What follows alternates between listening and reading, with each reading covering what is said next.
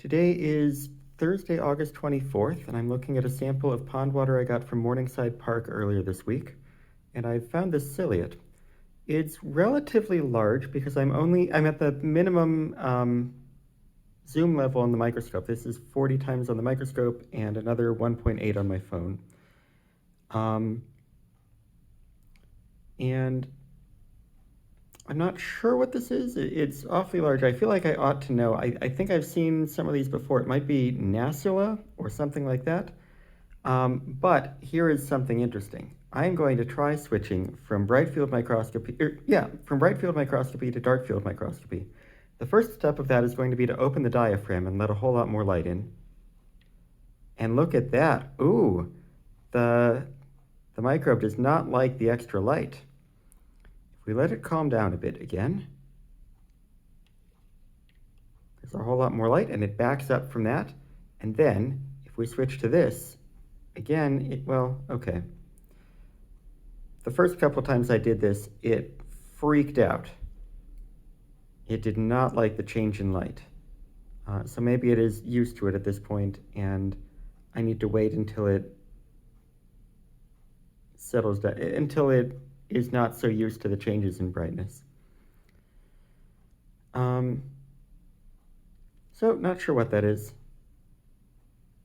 And now that I look at it in dark field and I can see that it's got one big red thing in the middle, I'm even less confident that it's Nassula. I'm going to try zooming in from 40x to 100x. Maybe we can still see it.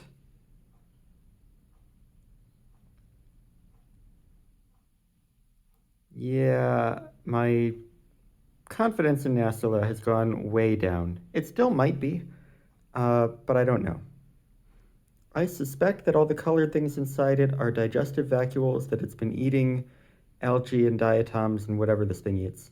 And they're in various stages of digestion. Towards the front is a sort of clearish spot that is taking up much of the front quarter-ish or so. And I suspect that is the nucleus. That would be a macronucleus where it keeps most of its DNA. There are also micronuclei in many of these ciliates, and I don't remember what they're for. Like the macronucleus is where the DNA is stored, and the micronucleus is where the DNA gets copied or something. And that's probably wrong, that there is some difference between the two. I can see the macronuclei sometimes, particularly on stentors.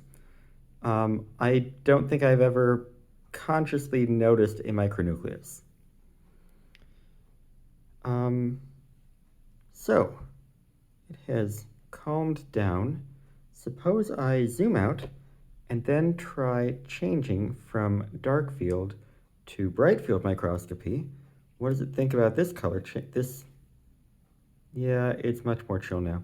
Maybe it was just coincidence that last time I switched from one to the other, it started running all over the place. So 40x to 100x. You know what? Let's try 200x, which probably is not going to work with dark field microscopy very well. As you can see, this isn't great for dark field microscopy, but it's okay. Wait, come back. And you can see how thick and viscous water is at this, what's the word I'm looking for? Magnification is wrong. But when you're very small, fluids tend to be much thicker than those same fluids are when you're larger, which is how like tiny little insects can fly much more easily than birds and bats and airplanes and stuff. That tiny little insects are basically swimming through the air. And similarly, if you and I are in water, you know how it feels. It's fairly fluid, but here this thing is more like swimming through syrup or molasses or something thick and oozy. You can watch the stuff around it that it pushes out of the way and how it doesn't really move very far. So that's a microbe. I don't feel like I've got much else to say about this, though I sure wish I knew what the bright red thing that it's digesting was originally. I don't recall seeing anything else so vibrantly red on this slide. Ooh, actually, I've got an idea. Suppose I zoom out again, and keep this mostly centered so I can find it again when I'm done fiddling with the filter tray. Suppose I take out this filter, which is a combination dark field and oblique illumination, and I try just dark field and nothing else. And then, oh, and now I have to go find the microbe. Oh, here it is. And now if I try zooming in some more, I think I saw, is that the gastrotrich again? Possibly. We'll come back to that. Now if I go back to 200 times magnification, is this better or worse than before? This is worse. This is letting in more light. And in hindsight, I should have realized that because, of course, it is. If you just look at the shape of the filters that I put in the filter tray, yes, this one will let in more light and this will be more washed out. So, bad idea there. But while we're at it, let's see if we can go find that gastrotrich again. Here it is. I'm pretty sure this is a gastrotrich. This is the first one that I have seen with my own microscope. I've seen videos of them online. And I think the reason for that is that they tend to like the oxygen poor environments in like mud at the bottom of a pond. And I usually sample water from the oxygen rich top of the pond, like in the water. And this guy might have been in the mud down at the bottom instead. Oh, what is that? Is that the same as this? I mean, there's two of them. They're clearly different creatures.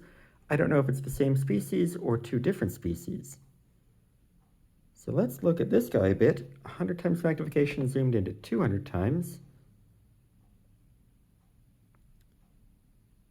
You can see all the cilia wiggling around on the sides. I don't know what it's doing to this bit of dirt. Grain of sand? Hard to tell what that is.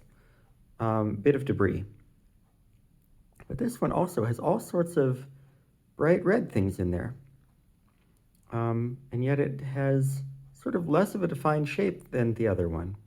So that's interesting. I'm not sure if these are the same species or different species. This one seems to have a much flatter front end. Front end being the part that is currently stuck to the dirt.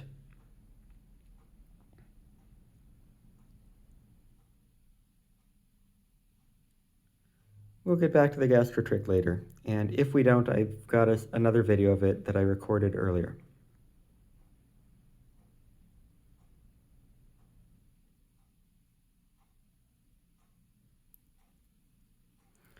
So to try to get some better footage of this, let's zoom out so I can find it again. Here we are at 40 times magnification. And now I'm going to quick swap out the filter tray for, let's try just straight up oblique illumination. And then zoom back in.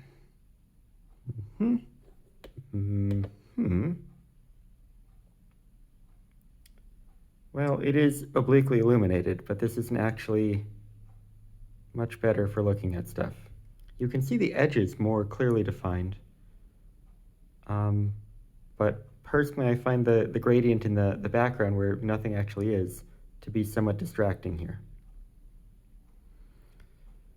So I think I'm going to try this one more time and switch back to the filter that's sort of a combination oblique illumination and dark field, which is my favorite filter. Bloop. I think it was, nope. Let's go back to 100 times magnification and see if we can find it. There's all kinds of bacteria swimming around here. There it is. Now, zoom into 200. The dark field microscopy doesn't work great at 200 and 600 times magnification, just because you're zoomed in so much that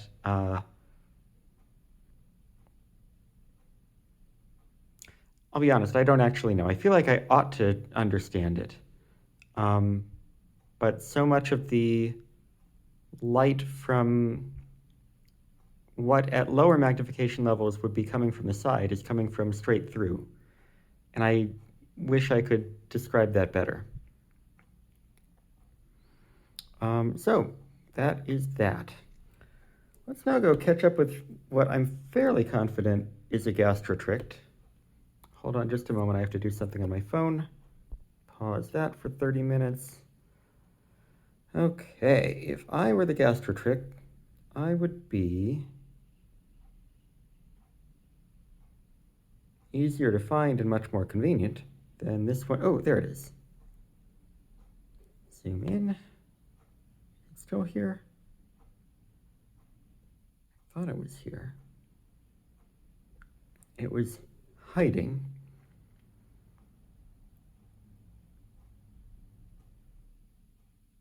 Oh, come on, I swear it was just here.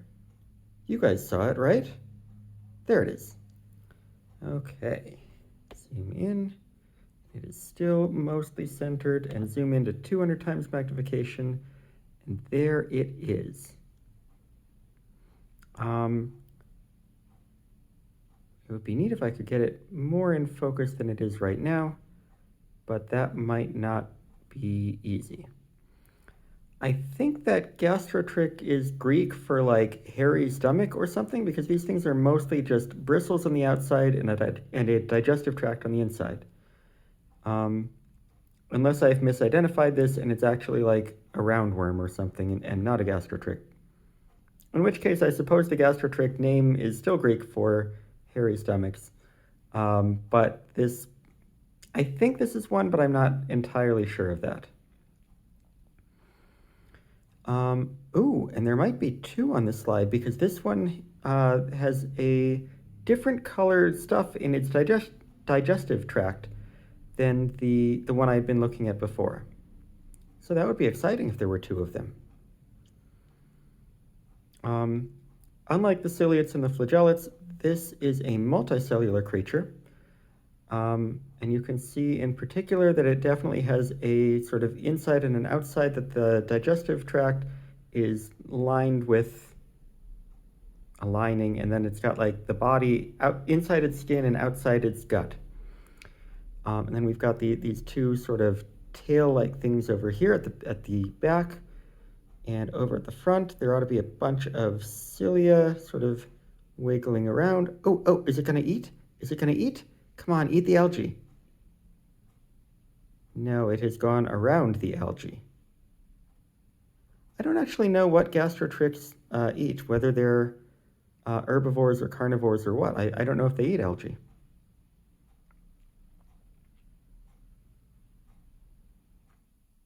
So I am immensely enjoying this slide. There's all sorts of things that I don't usually see on here. I just wish I had gotten the dividing ciliate on video rather than just watching it with my eyes.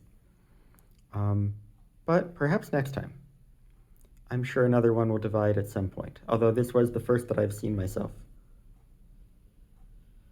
And I feel like this video is far too long already, so I'm going to stop it here and I'll start another video if something else interesting happens.